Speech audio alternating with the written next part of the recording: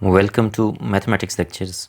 आज हम ETEA test की प्रिपरेशन से रिलेटेड सेकेंड ईयर मैथमेटिक्स का third chapter higher order derivatives and applications पे एमसीक्यूज़ डिस्कस करेंगे।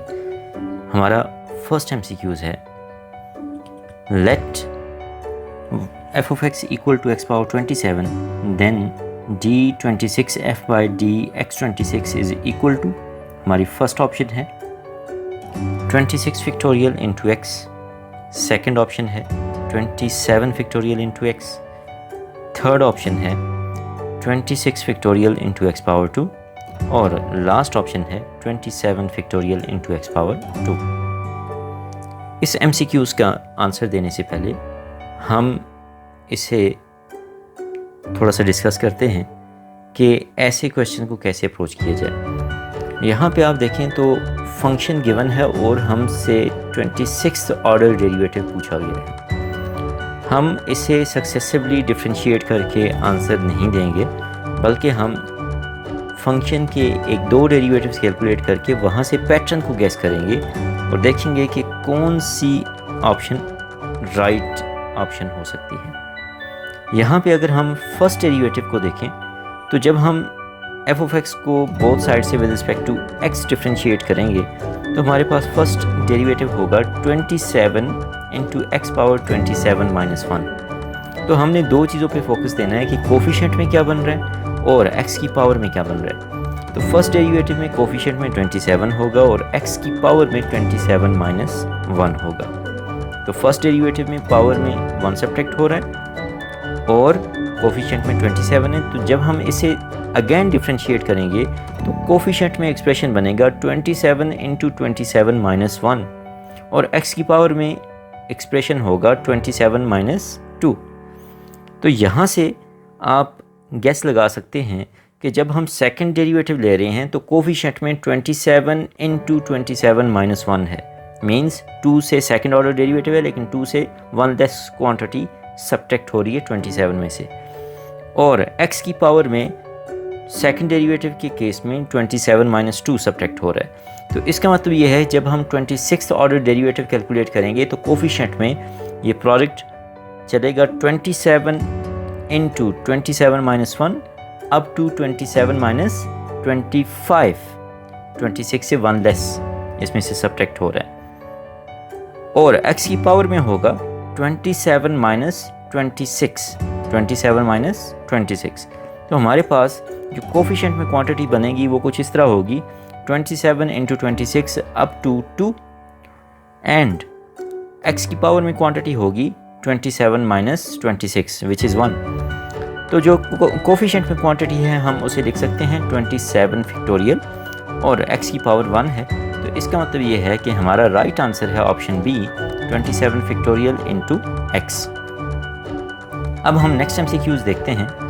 हमारा सेकंड एमसीक्यूज़ है let y equal to e power sine x then y double prime is equal to, first option है e power sine x, second option है cos x into e power sine x, third option है e power sine x into cos square x minus sine x और हमारी last option है e power sine x into cos x minus sine x.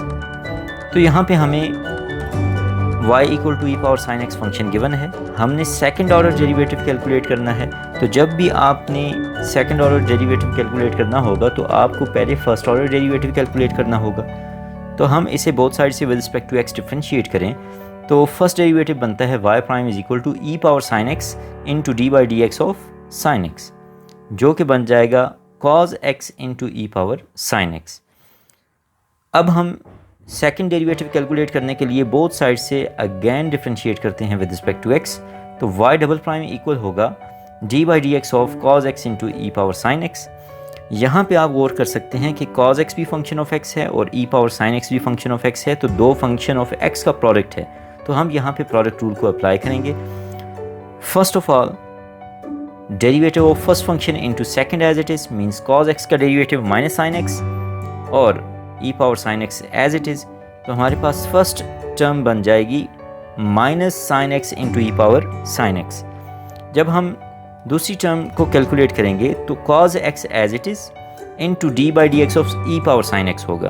तो यहाँ से e power sine x का derivative है e power sine x into d by d x of sine x which is cos x into e power sine x. तो cos x से multiply होके cos square x बन जाएगा और e power sine x साथ as it is मौजूद होगा। तो यहाँ पे दोनों टर्म्स के अंदर ई पावर साइन एक्स मौजूद है। अगर हम उसे कॉमन निकाल लें तो हमारा फाइनल एक्सप्रेशन बनेगा e power sine x into cos square x minus sine x. तो इसका मतलब ये है ऑप्शन सी हमारा राइट आंसर है। हमारा नेक्स्ट MCQs है, if y equal to natural log of 1 by x then d2y by dx2 is equal to, first option है 1 बाई एक्स, सेकेंड ऑप्शन है 1 by x power 2, third option है -1 by x और last option है -1 by x power 2। Again यहाँ पे भी हमें function को 2 टाइम्स डिफ्रेंशिएट करना है। तो फर्स्ट डेरिवेटिव अगर हम देखें, हमें पता है नेचुरल लॉग ऑफ एक्स का डेरिवेटिव क्या होता है, आप उसे रिकॉल करें तो नेचुरल लॉग ऑफ एक्स का डेरिवेटिव है 1 बाई एक्स, लेकिन यहाँ पे आर्गूमेंट में x की जगह 1 बाई एक्स है।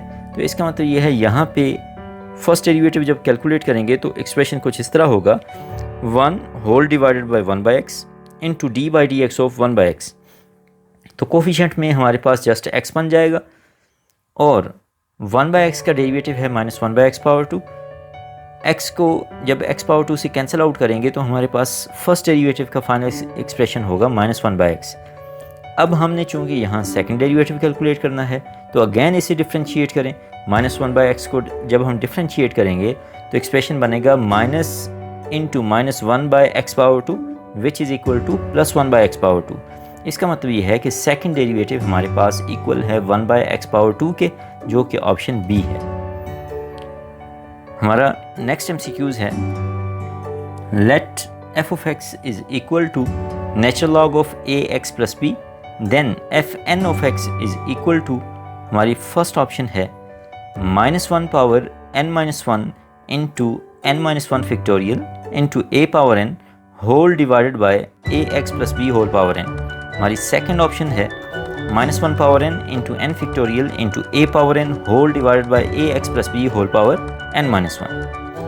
हमारी थर्ड ऑप्शन है -1 power n into n-1 factorial into a power n whole divided by ax plus b whole power n। हमारी लास्ट ऑप्शन है -1 power n into n factorial into a power n whole divided by ax plus b whole power n। तो यहाँ पे अगर आप function पे गौर करें तो ये natural log of ax plus b है और हमसे पूछा गया है कि इसका nth ऑर्डर डेरिवेटिव क्या होगा, तो हमने उसका जनरल एक्सप्रेशन बताना है। इस तरह के MCQs को आपने अगर शॉर्टली सॉल्व करना है तो आप इस तरह करें कि गिवन फंक्शन के 1-2 डेरिवेटिव्स कैलकुलेट करें, इन सेकंड डेरिवेटिव तक पहुँचें तो सेकंड डेरिवेटिव को कंपेयर करें कि कौन सी ऑप्शन उसका राइट आंसर देती है। अगर कोई ऑप्शन आपको ऐसी नज़र आती हैं जो उसका राइट आंसर दे रही हैं तो आप फिर देखें कि फ़र्स्ट डेरिवेटिव भी उससे अचीव होता है या नहीं होता। तो वो ऑप्शन जो उन दोनों डेरिवेटिव्स में फर्स्ट ऑर्डर डेरिवेटिव और सेकंड ऑर्डर डेरिवेटिव दोनों को वैलिडेट करे वो आपका राइट आंसर होगा। तो यहाँ पे अगर आप फर्स्ट डेरिवेटिव कैलकुलेट करें तो उसका आपके पास एक्सप्रेशन बनेगा 1 by ax plus b into derivative of inner function which is ax plus b। तो उसका जब डेरिवेटिव आप कैलकुलेट करेंगे तो वो आ जाएगा a।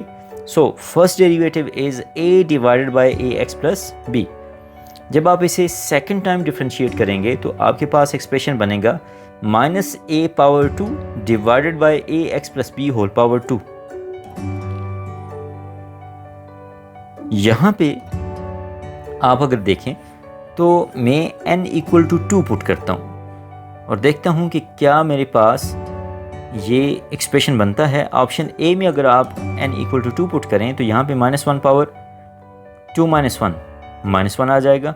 हमने देखा कि सेकंड ऑर्डर डेरिवेटिव नेगेटिव है तो यहाँ से नेगेटिव साइन आ गया। फिर 2 - 1 factorial is 1, a power n means a power 2, ये भी यहाँ से अचीव हो रहा है और डी न्यूमरेटर में ax plus b whole power 2 बन जाएगा। तो यहाँ से आप देख सकते हैं कि हमारे पास second order derivative option A से बनता है -a power 2 divided by ax plus b whole power 2। तो ये हमारे पास एज इट इज़ अचीव हो रहा है। अब हम अगर फर्स्ट डेरिवेटिव के करस्पॉन्डिंग देखें तो यहाँ पे हमें n इक्वल टू 1 पुट करना होगा। तो n इक्वल टू 1 पुट करने से हमारे पास -1 power -1 power 0 is +1, 1 - 1 factorial mean 0 factorial is 1, a power 1 a divided by ax plus b whole power 1। तो ये हमारे पास फर्स्ट डेरिवेटिव बन रहा है a divided by ax plus b whole power 1। तो वो वही एक्सप्रेशन है जो अभी हमने फर्स्ट डेरिवेटिव कैलकुलेट किया था। तो यहाँ से हमें लग रहा है कि ऑप्शन ए हमारा राइट आंसर है, लेकिन हम यहाँ पे इस तरह करते हैं, सेकंड डेरिवेटिव के लिए बी, सी और डी को भी चेक कर लेते हैं। तो ऑप्शन बी में हम जब n को पुट करेंगे 2, तो यहाँ से -1 पावर 2 +1 हो जाएगा पॉजिटिव। इसका मतलब ये बी इसका राइट आंसर नहीं हो सकता। जब सी में हम n को 2 पुट करें तो यहाँ पे भी -1 पावर 2 होगा विच इज़ +1, तो ये भी हमारा राइट आंसर नहीं हो सकता। उसके बाद जब हम डी ऑप्शन में -1 पावर 2 पुट करेंगे तो ये भी प्लस हो जाएगा। तो इसका मतलब ये है कि बी, सी और डी हमारा राइट आंसर नहीं हो सकते, इसलिए हमारा राइट आंसर है ऑप्शन ए।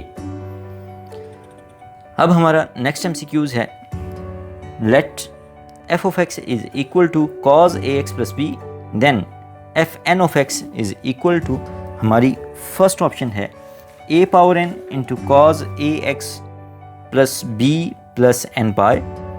हमारी सेकेंड ऑप्शन है a power n into sine ax plus b plus n pi divided by 2। हमारी थर्ड ऑप्शन है a power n into cos ax plus b plus n pi divided by 2। और हमारी last option है a power n into sine ax plus b plus n पाई।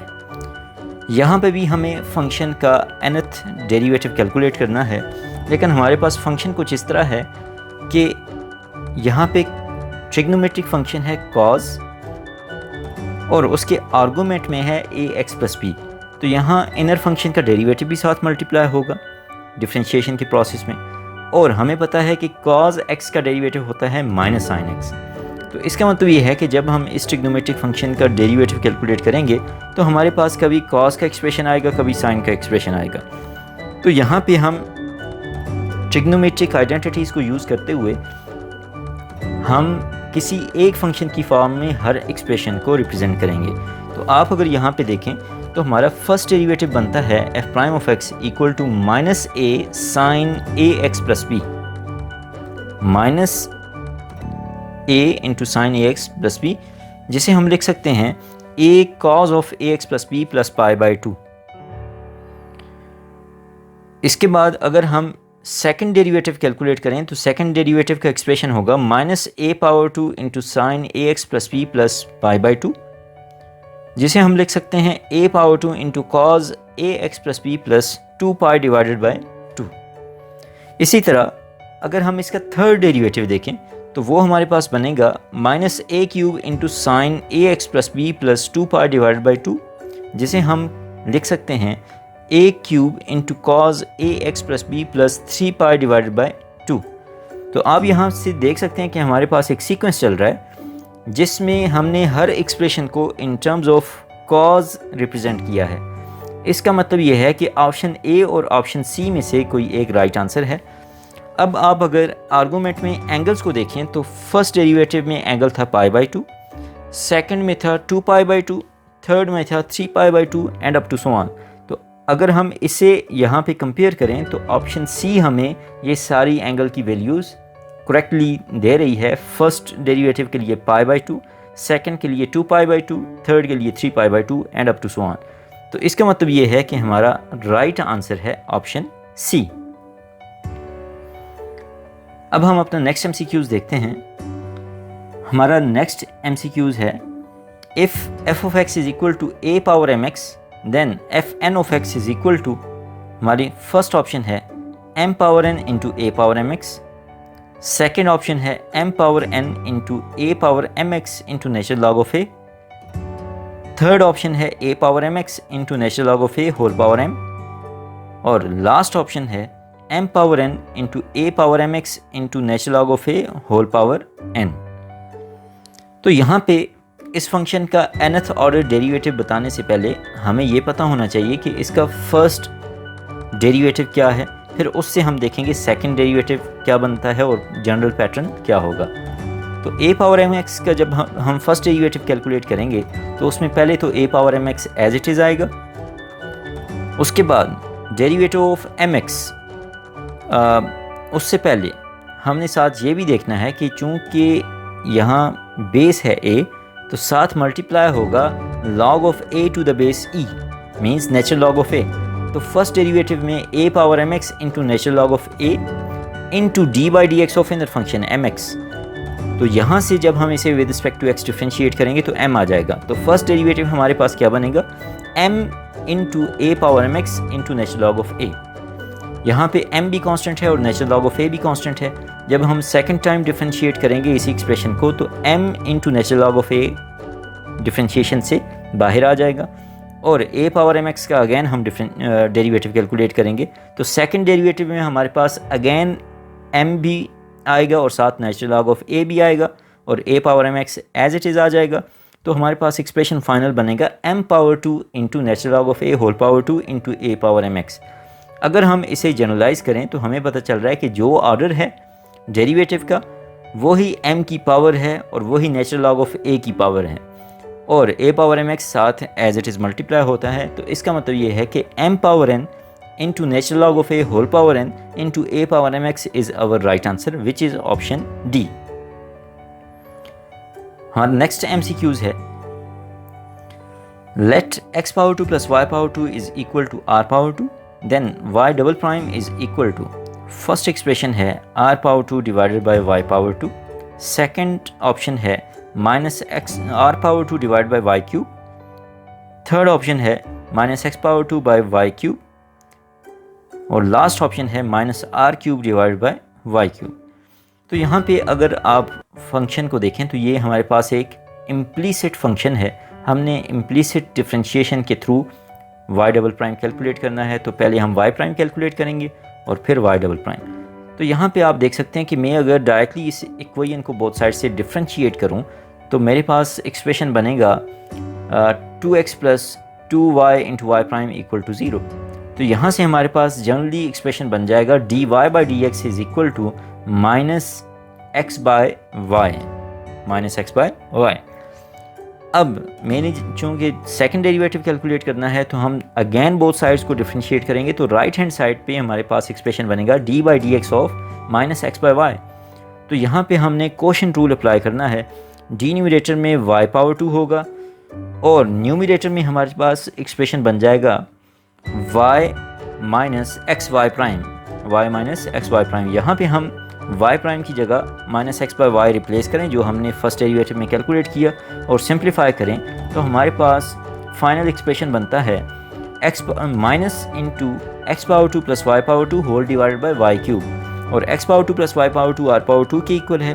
तो हम उसे इसमें अगर रिप्लेस कर दें तो हमारे पास एक्सप्रेशन बनेगा minus r power 2 divided by y cube. तो ऑप्शन बी हमारा राइट आंसर है। हमारा नेक्स्ट MCQs है, let f of x is equal to x plus 1 by x then f n of x is equal to, हमारी first option है minus n factorial divided by x power n, second option है minus 1 power n into n factorial divided by x power n, third option है minus 1 power n into n plus 1 factorial divided by x power n plus 1 और हमारी last option है minus 1 power n into n factorial divided by x power n plus 1। तो यहाँ इस question में भी हम एक दो डेरिवेटिव्स कैलकुलेट करके वहाँ से इसका nth ऑर्डर डेरिवेटिव जनरलाइज करेंगे।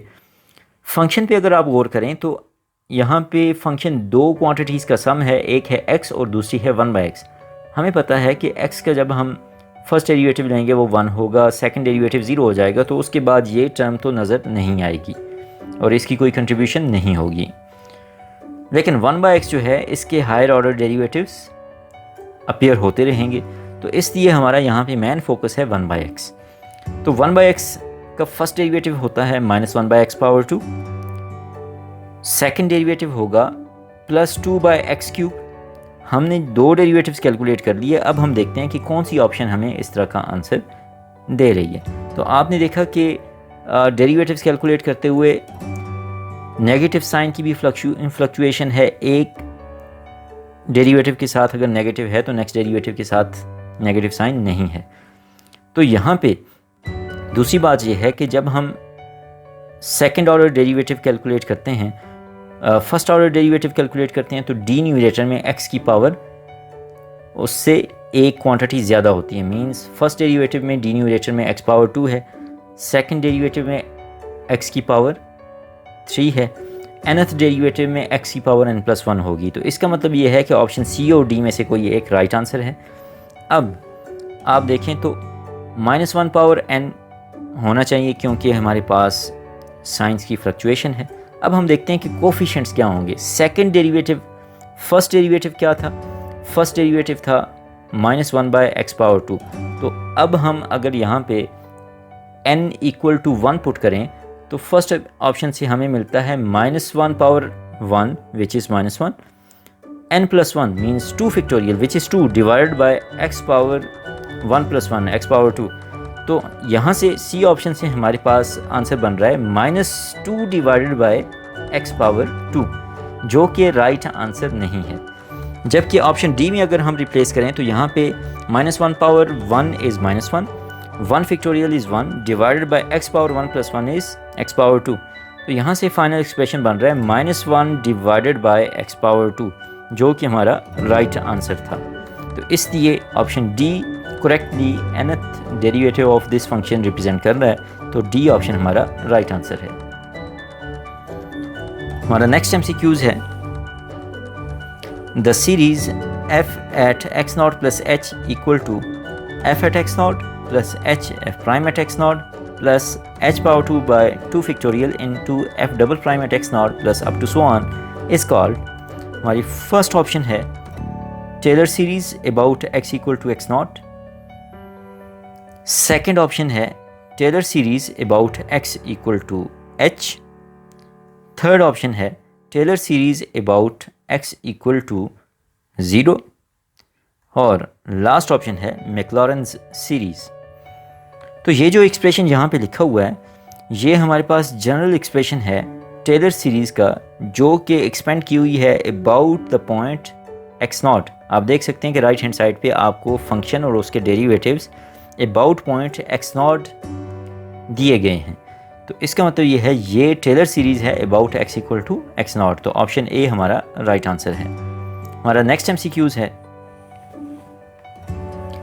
1 plus x into natural log of a plus x power 2 divided by 2 factorial into natural log of a whole power 2 plus 3 x cube divided by 3 factorial into natural log of a whole cube plus up to so on is Maclaurin series expansion of। हमारे पास first option है e power x, second option है natural log of x, third option है a power x और last option है natural log of a power x। यहाँ अगर आप सीरीज़ पे गौर करें तो आपको नज़र आ रहा है कि natural log of a second term के अंदर मौजूद है, थर्ड टर्म के अंदर natural log of a whole power 2 है और फोर्थ टर्म में natural log of a whole cube up to so on.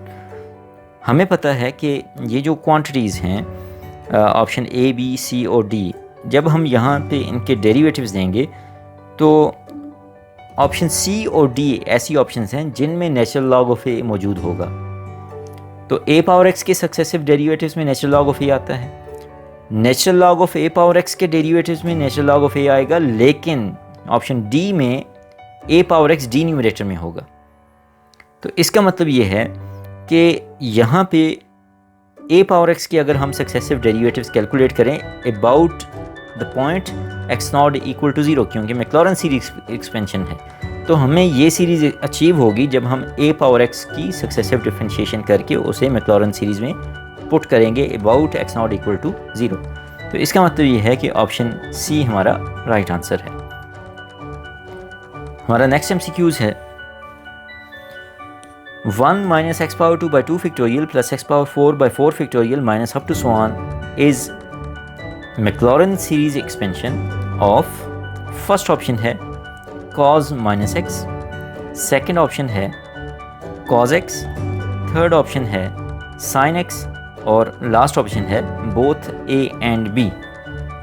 तो ये स्टूडेंट्स को ये Maclaurin series expansion of some standard functions पता होनी चाहिए, क्योंकि MCQs में आपके पास इतना टाइम नहीं होगा कि आप उन्हें सेपरेटली कंप्यूट कर सकें, इसलिए आपने स्टैंडर्ड फंक्शंस की मैक्लॉरेन सीरीज़ माइंड में रखनी है, जिस तरह cos x, sin x, e power x, tan x, तो natural log of x, a power x, इस तरह की फंक्शंस e पावर x, इनकी मैक्लॉरेन सीरीज एक्सपेंशन आपको पता होनी चाहिए ताकि कोई MCQs इनसे रिलेटेड आता है तो आप डायरेक्टली उसका आंसर दे सकें। यहाँ पे अगर आप देखें तो ये जो सीरीज़ है ये cos x की सीरीज़ मैक्लॉरेन सीरीज़ लिखी हुई है about x not equal to 0, लेकिन अगर आप इसमें x की जगह -x रिप्लेस करें तो ये सीरीज़ इसमें कोई चेंज नहीं आएगी। तो इसका मतलब ये है कि cos -x की सीरीज़ भी मैक्लॉरेन सीरीज़ यही बनती है। तो इसलिए ऑप्शन ए और ऑप्शन बी दोनों राइट चॉइसेस हैं, इसलिए डी हमारा राइट आंसर है, बोथ ए एंड बी। हमारा नेक्स्ट MCQs है,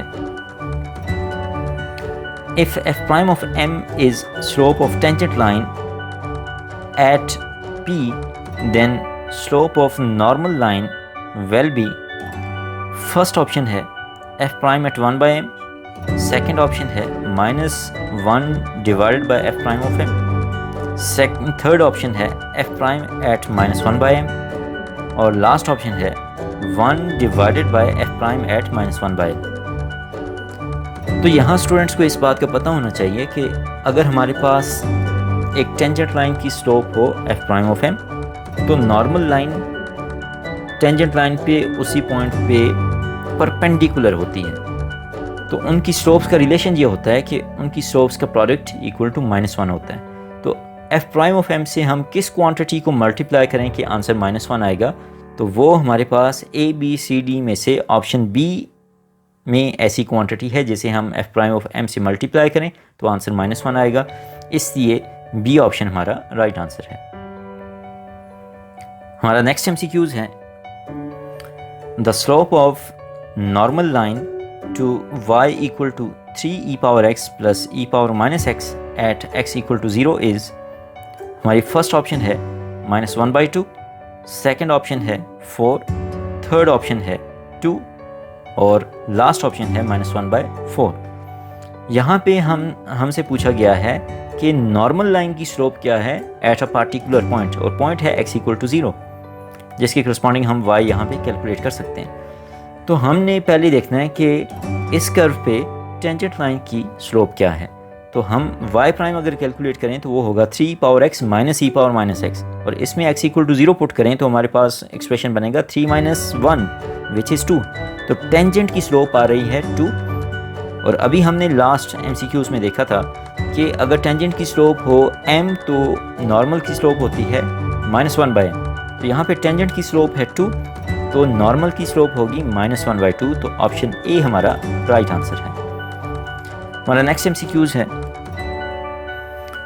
the point of intersection between y equal to x cube minus 2x plus 1 and y equal to x power 2 plus 1 is, हमारी first option है 0,1, second option है -1,2, third option है 2,5 and last option है all of these. यहाँ पे आपने इन दो curves को आपस में साइमल्टेनियसली सॉल्व नहीं करना पॉइंट ऑफ इंटरसेक्शन कैलकुलेट करने के लिए, बल्कि शॉर्टकट ये है कि आप ऑप्शंस को डायरेक्टली इसमें पुट करके देखें कि जो ऑप्शंस इन दोनों इक्वेशंस को सेटिस्फाई करती हैं वो हमारी राइट ऑप्शंस होंगी। तो अगर मैं 0,1 को फर्स्ट में पुट करूं तो आंसर आता है मींस x को 0 पुट करें तो y 1 आता है जो कि राइट है। सेकंड वन में भी अगर मैं x को 0 पुट करूं तो y 1 आता है, वो भी राइट है, सेटिस्फाई कर रहा है। तो इसका मतलब ये ऑप्शन ए भी पॉइंट ऑफ इंटरसेक्शन है। अगर बी ऑप्शन में से -1 को x की जगह रिप्लेस करें तो ये हमारे पास बनता है -1 प्लस 2 प्लस 1, तो ये 2 बन जाएगा जो कि y की इक्वल है। ये भी सेटिस्फाई कर रहा है फर्स्ट इक्वेशन को। अगर सेकंड वन में पुट करें तो -1/2 is +1, 1 + 1 is 2, so y becomes 2, ये भी ठीक है। सी को अगर हम देखें तो यहाँ पे x को 2 पुट करें तो 8 - 4 4 + 1 5, तो y 5 बनता है, ये भी सेटिस्फाई कर रहे हैं। और लास्ट इक्वेशन में अगर इसमें से x को 2 पुट करें तो 2 पावर 2 इज़ 4 + 1 5, तो y यहाँ पे भी 5 बन रहा है, तो ये भी इसे सेटिस्फाई कर रहा है। इसका मतलब ये है कि ये तीनों पॉइंट्स जो यहाँ गिवन हैं वो इन दोनों कर्व्स के पॉइंट ऑफ इंटरसेक्शन में आ रहे हैं, तो इसलिए डी ऑप्शन हमारा राइट आंसर है, ऑल ऑफ दीज। हमारा नेक्स्ट MCQs है 1 + 1 by 1 factorial + 1 by 2 factorial + 1 by 3 factorial plus up to so on is equal to, हमारी फर्स्ट ऑप्शन है E, सेकंड ऑप्शन है 2, थर्ड ऑप्शन है 3 और लास्ट ऑप्शन है e⁻1। यहाँ पे स्टूडेंट्स को पता होना चाहिए कि ये जो पैटर्न है ये मैच कर रहा है e⁻x की एक्सपेंशन के साथ। e⁻x की एक्सपेंशन क्या होती है? 1 + x divide by 1 factorial plus x⁻2 divide by 2 factorial plus x³ divide by 3 factorial plus up to so on. और अगर हम x को 1 पुट कर दें तो ये एक्सप्रेशन बन जाएगा। इसका मतलब ये है ये जो सीरीज़ लिखी हुई है इसका सम किसकी इक्वल होगा? वो e⁻1 की इक्वल होगा। तो इसका मतलब ये है ऑप्शन ए हमारा राइट आंसर है। हमारा नेक्स्ट MCQs है the equation of tangent to the curve x⁻2 + y⁻2 = 13 at -2, 3 is, first option है 2x - 3y + 13 = 0, सेकेंड ऑप्शन है 3x - 2y + 13 = 0, थर्ड ऑप्शन है 2x + 3y + 13 = 0 और लास्ट ऑप्शन है 3x + 2y + 13 = 0। यहाँ पे स्टूडेंट्स इस इक्वेशन का डेरिवेटिव कैलकुलेट करके at this particular point slope form use करें और डायरेक्टली टेंजेंट की इक्वेशन कैलकुलेट कर सकते हैं। साथ अगर आपने शॉर्टली करेक्ट आंसर की तरफ जाना है तो आप क्या करें, आप इस पॉइंट को, ये जो पॉइंट -2, 3 गिवन है, इससे इन इक्वेशंस में पुट करें। जो इक्वेशन इसे सेटिस्फाई कर रही होगी वो आपका राइट आंसर होगा।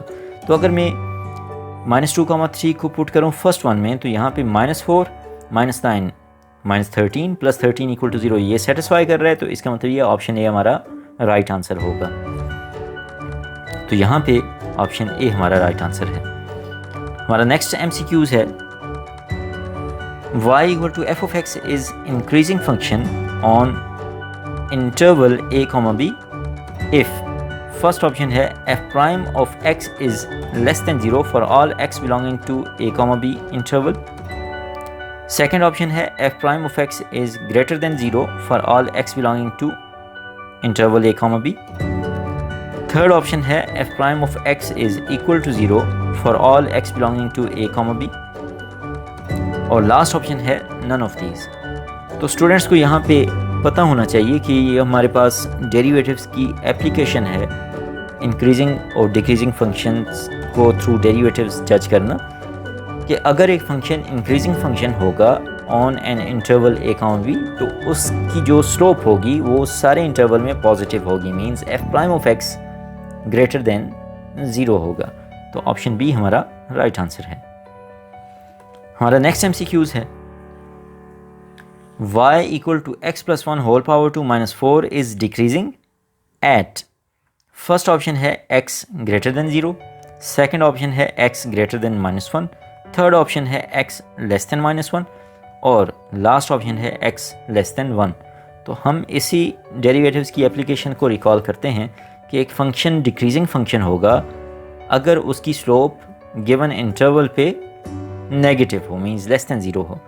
तो यहाँ पे अगर मैं इस फंक्शन का डेरिवेटिव कैलकुलेट करूँ तो y' होगा 2 × x + 1 और ये क्वांटिटी लेस देन 0 होगी when x is less than -1।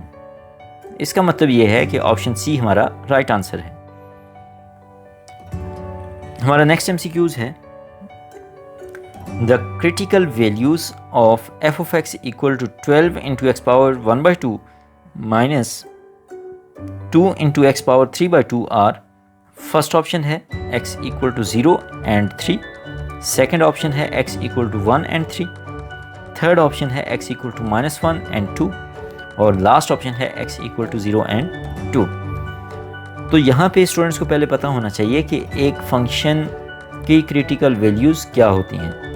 अगर एक फंक्शन एक इंटरवल पे डिफाइंड है तो उस इंटरवल में से वो वैल्यूज़ उस फंक्शन की क्रिटिकल वैल्यूज़ होंगी जिस पे उस फंक्शन का डेरिवेटिव इक्वल टू 0 हो या फंक्शन का डेरिवेटिव अनडिफाइंड हो।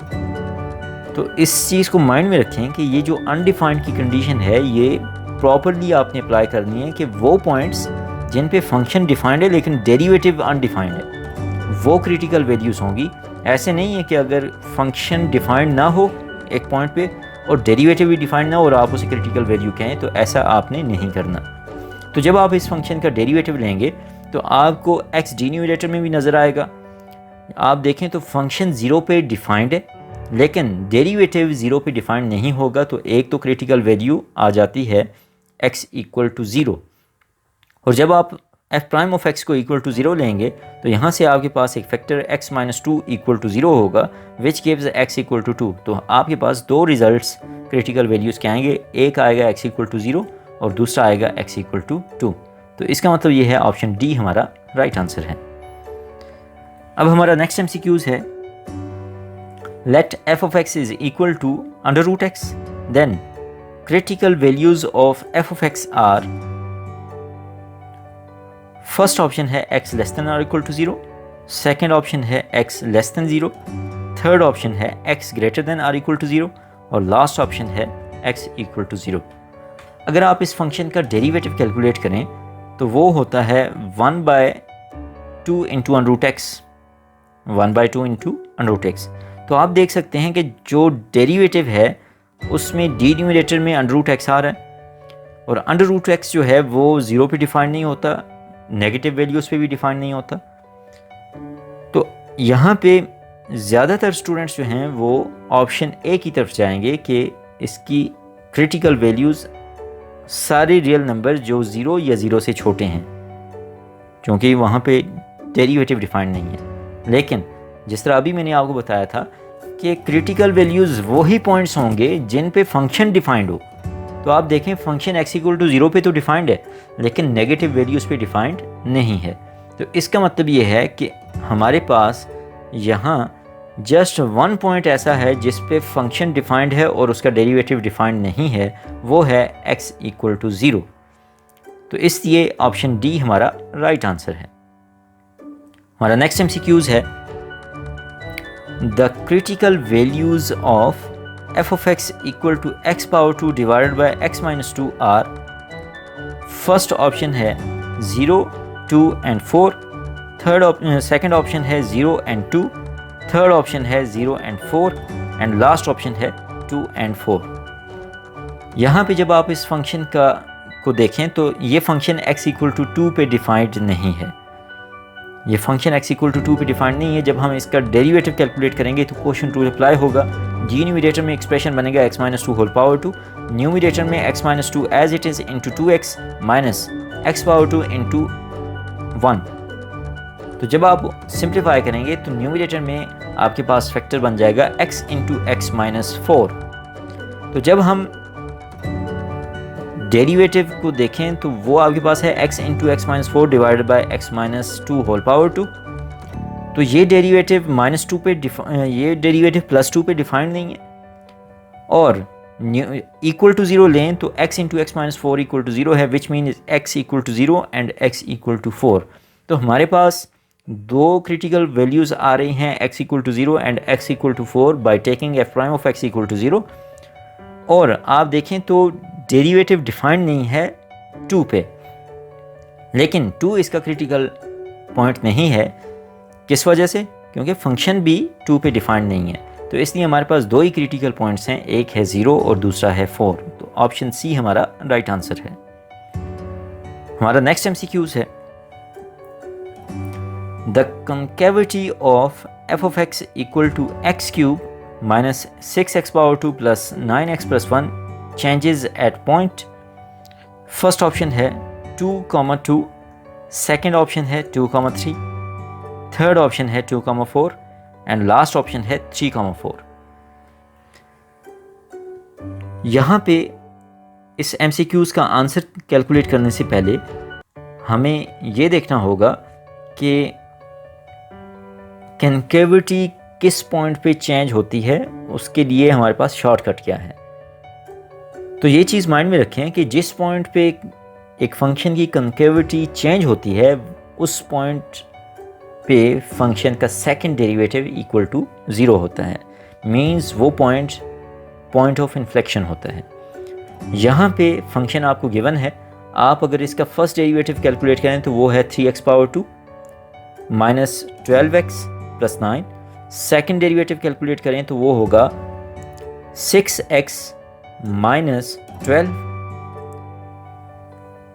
अगर हम इसे इक्वल टू 0 रखें तो यहाँ से 6 को कॉमन निकाल लें तो x माइनस 2 आपके पास दूसरा फैक्टर होगा, उसे इक्वल टू 0 रखें तो x इक्वल टू 2 आ जाएगा। तो x इक्वल टू 2 वो x की वैल्यू है जिसके करस्पॉन्डिंग आपको पॉइंट मिल रहा है जिस पे कनकेविटी चेंज हो रही है। तो y की वैल्यू कैलकुलेट करने के लिए मैं x equal to 2 given function में पुट करूँगा और सिंप्लीफाई करूँगा। तो आप देखें तो 2 cube minus 6 into 4, 2 cube is 8 minus 6 into 4 minus 24 plus 9 into 2 18 plus 1। इसे सिंप्लीफाई करें तो आंसर 3 आता है। तो इसका मतलब ये है कि 2,3 हमारा वो पॉइंट है जिस पे फंक्शन की कनकेविटी चेंज होती है, इसलिए बी ऑप्शन हमारा राइट आंसर है। हमारा नेक्स्ट MCQs है f of x equal to minus x cube plus x has relative maximum at first option है 1 by root 3, सेकेंड ऑप्शन है minus 1 by root 3, third option है plus minus 1 by root 3 और last option है none of these. तो जब भी इस तरह का MCQs पूछा गया हो जिसमें रिलेटिव मैक्सिमम या रिलेटिव मिनिमम कैलकुलेट करना हो तो आप सेकंड डेरिवेटिव टेस्ट को प्रेफर करें। तो हम क्या करेंगे, सेकंड डेरिवेटिव टेस्ट को यहाँ पे अप्लाई करते हैं। पहले इसकी क्रिटिकल वैल्यू कैलकुलेट करते हैं और फिर देखते हैं कि सेकंड डेरिवेटिव उस पर पॉजिटिव है या नेगेटिव है। अगर सेकंड डेरिवेटिव पॉजिटिव हो तो करस्पॉन्डिंग वैल्यू रिलेटिव मिनिमम होगी और अगर सेकंड डेरिवेटिव नेगेटिव हो तो corresponding value positive relative maximum होगी। तो यहाँ पे अगर f prime of x calculate करें तो वो होता है माइनस 3x पावर 2 प्लस 1। इसे इक्वल टू 0 रखें तो आपके पास क्रिटिकल वैल्यूज़ दो आती हैं, एक है प्लस 1 बाय रूट 3 और दूसरी है माइनस 1 बाय रूट 3। अगर हम इसी फंक्शन का सेकंड डेरिवेटिव कैलकुलेट करें तो वो आता है माइनस 6x। तो चूँकि हमने रिलेटिव मैक्सिमम कैलकुलेट करना है तो हमारे पास डेरिवेटिव नेगेटिव होना चाहिए। तो माइनस 6x में अगर मैं x या 1 बाय रूट 3 पुट करूँ क्रिटिकल पॉइंट तो हमारे पास लेस देन 0 क्वांटिटी आती है और उसके करस्पॉन्डिंग रिलेटिव मैक्सिमम वैल्यू होगी फंक्शन की। तो इसलिए ऑप्शन ए हमारा राइट आंसर है। हमारा नेक्स्ट MCQs है the point of inflection of f of x equal to x power 2 plus 1 is, हमारी फर्स्ट ऑप्शन है 0 0, सेकेंड ऑप्शन है 0 1, थर्ड ऑप्शन है 0 माइनस 1 और लास्ट ऑप्शन है नन ऑफ दीज। स्टूडेंट्स को पता होना चाहिए कि ये f of x equal to x power 2 plus 1 graphically किस चीज़ को रिप्रेजेंट करता है। तो ये है पैराबोला जिसका वर्टेक्स है 1,0, जिसका वर्टेक्स है 0,1 कि x को आप 0 पुट करें तो y आपको 1 मिलेगा यहाँ पे। और पैराबोला की शेप आपको पता है कि ये आपके पास एक कर्व होगी विच ओपन्स अपवर्ड्स। यहाँ पे दूसरी बात आपने माइंड में ये रखनी है कि पॉइंट ऑफ इन्फ्लेक्शन कौन सा पॉइंट होता है। पॉइंट ऑफ इन्फ्लेक्शन ऐसा पॉइंट होता है जहाँ पे जो कर्व है उसकी कनकेविटी चेंज हो रही हो, मीन्स वो ओपन्स अपवर्ड्स टू चेंज होके ओपन्स डाउनवर्ड्स वाली सिचुएशन में चला जाए। तो वो पॉइंट जहाँ पे ये कनकेविटी चेंज हो रही होती है वो पॉइंट ऑफ इन्फ्लेक्शन होता है। और इसके साथ साथ ये फैक्ट भी आपको पता होना चाहिए, पॉइंट ऑफ इन्फ्लेक्शन पे सेकंड डेरिवेटिव इक्वल टू 0 होता है। आप अब इमेजिन कर सकते हैं कि ये जो कर्व है ये तो ओपन्स अपवर्ड्स है, इसमें कनकेविटी चेंज ही नहीं हो रही। तो इसका मतलब ये है कि इसका पॉइंट ऑफ इन्फ्लेक्शन नहीं होगा। अब आप इसे इस तरह भी देख सकते हैं कि इस फंक्शन का मैं सेकंड ऑर्डर डेरिवेटिव कैलकुलेट करूं तो वो आएगा, फर्स्ट डेरिवेटिव होगा 2x और सेकंड आ जाएगा 2, तो वो तो 0 के इक्वल है ही नहीं। इसका मतलब ये है कि इस कर्व का पॉइंट ऑफ इन्फ्लेक्शन नहीं है। तो डी ऑप्शन हमारा फिर राइट आंसर है। नेक्स्ट MCQs है f of x equal to sin x is increasing for all। First option है x belonging to pi by 2 to pi, second option है x belonging to 0 to 2 pi, third option है x belonging to 0 to pi by 2 और last option है x belonging to pi by 4 to pi। हम derivative की application से देखते हैं कि ये फंक्शन इंक्रीजिंग किस इंटरवल पे होगा। तो जब हम f prime of x calculate करेंगे तो वो होगा cos x। तो अब हमने cos x के लिए देखना है कि किस इंटरवल की पे cos की सारी वैल्यूज़ ग्रेटर देन 0 आती हैं, greater than or equal to 0। तो यहाँ पे अगर आप देखें तो पाई बाई 2 से पाई पे तो -1 आ रहा है cos, इसलिए ऑप्शन ए नहीं हो सकता। फिर बी ऑप्शन जो है इसमें भी cos की पॉजिटिव नेगेटिव दोनों वैल्यूज़ आ रही हैं, तो इसमें सिर्फ इंक्रीजिंग फंक्शन नहीं है। डी ऑप्शन में अगर आप देखें वहाँ पे भी आपको पाई भी नज़र आ रहा है, तो पाई बाय 4 से पाई तक जाते हुए आपको पॉजिटिव और नेगेटिव दोनों तरह की वैल्यूज़ मिलेंगी, इसलिए डी ऑप्शन भी राइट आंसर नहीं है। लेकिन सी ऑप्शन में आप देखें तो 0 से पाई बाई 2 तक जो भी आपको cos की वैल्यूज़ मिलेंगी वो पॉजिटिव होंगी या फिर 0 होगा। तो इसका मतलब ये है कि सी ऑप्शन में जो इंटरवल है इस पे given function f of x equal to sine x increasing function है, तो सी ऑप्शन हमारा राइट आंसर है। हमारा नेक्स्ट MCQs है the point of inflection of y equal to sine x for all x belonging to 0 to 2 pi is. First option है 0,0, second option है pi by 2,1, third option है pi, 0 और last option है 3 pi by 2, -1। तो यहाँ पे जिस तरह हमने पहले डिस्कस किया था कि पॉइंट ऑफ इन्फ्लेक्शन की कुछ प्रॉपर्टीज़ हैं, उस पर सेकेंड डेरिवेटिव इक्वल टू 0 होता है और ये वो पॉइंट होता है जिस पे फंक्शन की कनकेविटी चेंज होती है। तो आपको 0 से 2 पाई तक साइन x का ग्राफ पता होना चाहिए, cos x का भी, ये स्टैंडर्ड फंक्शंस हैं, ट्रिग्नोमेट्रिक फंक्शंस हैं, इनके ग्राफ पता होना चाहिए। आप फर्स्ट ईयर में पूरा चैप्टर इस पे पढ़ के आए हुए हैं, चैप्टर नंबर 12। तो वो अब आपके माइंड में होना चाहिए कि 0 से 2 पाई तक साइन x का ग्राफ किस तरह का है। हमने अब चूँकि यहाँ पे पॉइंट ऑफ इन्फ्लेक्शन को डिस्कस करना है, तो ये पॉइंट वो है जहाँ पे फंक्शन की कनकेविटी चेंज होगी। मीन्स कि जो सेकंड डेरिवेटिव है फंक्शन का वो इस पॉइंट के लेफ़्ट साइड पे और राइट साइड पे साइन चेंज करेगा। मीन्स एक साइड पे पॉजिटिव, दूसरी साइड पे नेगेटिव, या वाइस वर्सा, एक साइड पे नेगेटिव, दूसरी साइड पे पॉजिटिव। इस तरह की सिचुएशन हमने यहाँ पे देखनी है। तो हम जब y का डेरिवेटिव लेते हैं तो फर्स्ट डेरिवेटिव आता है साइन x का cos x, और जब हम दोबारा इसका डेरिवेटिव लेते हैं अच्छा cos x जो है ये हमारे पास पॉइंट तो आ गया। अब आपने देखना है कि इसका दोबारा जब डेरिवेटिव लेंगे तो वो क्या होगा, वो हमारे पास आ रहा है माइनस साइन x। तो सेकंड डेरिवेटिव है माइनस साइन x। तो आप देखें कि 0 से 2 पाई पे ये जो माइनस साइन x है ये 0 कहाँ पे होता है, तो ये 0 0 पे भी होता है, पाई पे भी होता है, 2 पाई पे भी होता है। अब लेकिन हम तो यहाँ पे ग्राफ की कनकेविटी की चेंजिंग को देखना चाह रहे हैं, तो हम इन पॉइंट्स को तो नहीं देंगे। तो हमारे पास नेक्स्ट फिर पॉइंट बचता है पाई। तो पाई के करस्पॉन्डिंग आप देखें तो इसकी लेफ़्ट साइड पे हमारे पास साइन माइनस साइन x जो कि सेकंड डेरिवेटिव है वो कैसा होगा, वो पॉजिटिव होगा। और राइट साइड पे अगर आप देखें पाई से 2 पाई की तरफ तो माइनस साइन x नहीं माइनस साइन x, चूँकि जस्ट साइन x नहीं है, माइनस साइन x है सेकंड डेरिवेटिव। तो 0 से पाई तक ये नेगेटिव होगा और पाई से आगे 2 पाई तक ये पॉजिटिव होगा। तो इसका मतलब ये है कि पाई वो पॉइंट है जिसकी लेफ़्ट और राइट पे फंक्शन की कनकेविटी चेंज हो रही है। तो इसलिए हमारे पास जो रिक्वायर्ड पॉइंट ऑफ इन्फ्लेक्शन है वो है पाई, 0। तो सी ऑप्शन हमारा राइट आंसर है। हमारा नेक्स्ट MCQs है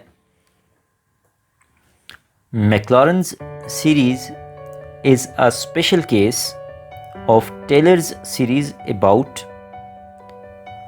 हमारी फर्स्ट ऑप्शन है x not equal to h, second option है x not equal to 0, third option है x नॉट इक्वल टू 1 और लास्ट ऑप्शन है x not equal to x plus h।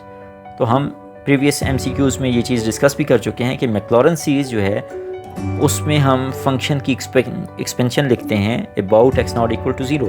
तो ये टेलर सीरीज़ का एक पार्टिकुलर केस है जिसमें हम फंक्शन की एक्सपेंशन अबाउट 0 एक्सपेंड करते हैं। तो इसलिए ऑप्शन बी हमारा राइट आंसर है। हमारा नेक्स्ट MCQs है, the graph of a function f of x is concave downwards when, first option है f prime of x is less than 0, second option है f double prime of x is greater than 0, third option है f prime of x is greater than 0 और last option है f double prime of x is less than 0। तो students को ये पता होना चाहिए कि एक फंक्शन की जो कनकेविटी है, उसके ग्राफ की जो कनकेविटी है वो लिंक करती है उस फंक्शन के सेकंड डेरिवेटिव के साथ। अगर फंक्शन का सेकंड डेरिवेटिव पॉजिटिव होगा तो जो गिवन फंक्शन है उसका ग्राफ कनकेव अपवर्ड्स होगा और अगर सेकंड डेरिवेटिव लेस देन 0 होगा तो फिर उस फंक्शन का ग्राफ कनकेव डाउनवर्ड्स होगा।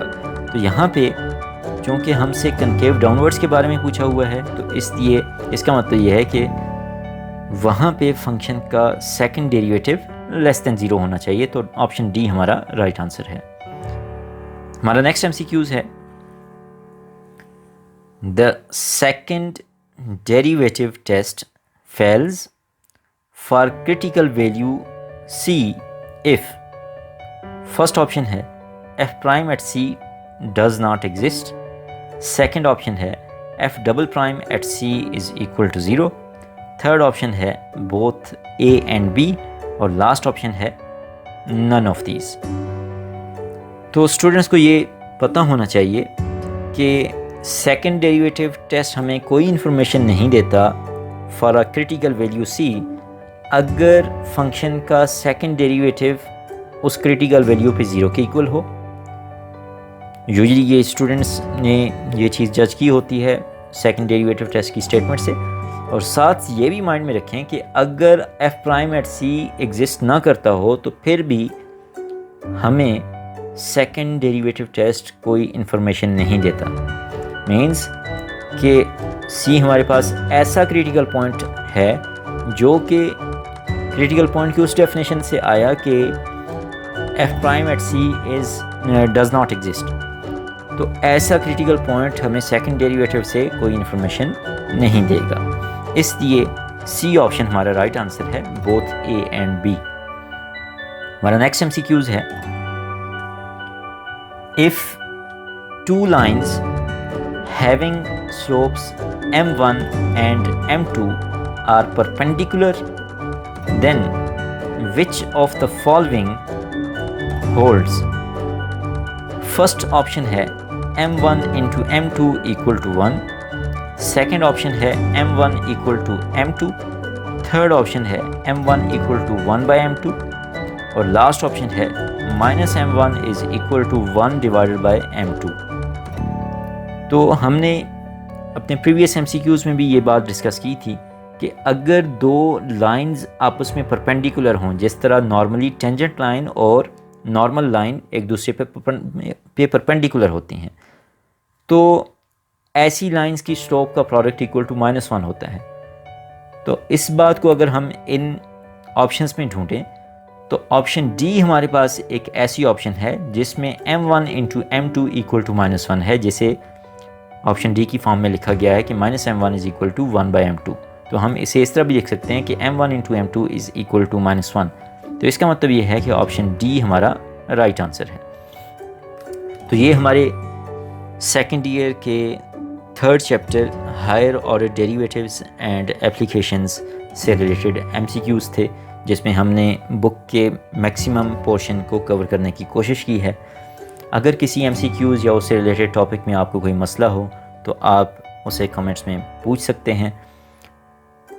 पार्टिकुलर टॉपिक्स में आपको अगर डिफ़िकल्टी आती है और आप समझते हैं कि आपको वो कॉन्सेप्ट क्लियर नहीं हुआ, तो आप उसे कमेंट्स में डिस्कस करें। डिस्कशन के थ्रू हम राइट आंसर्स तक भी पहुंचेंगे और हम उस टॉपिक को भी क्लियर कर लेंगे।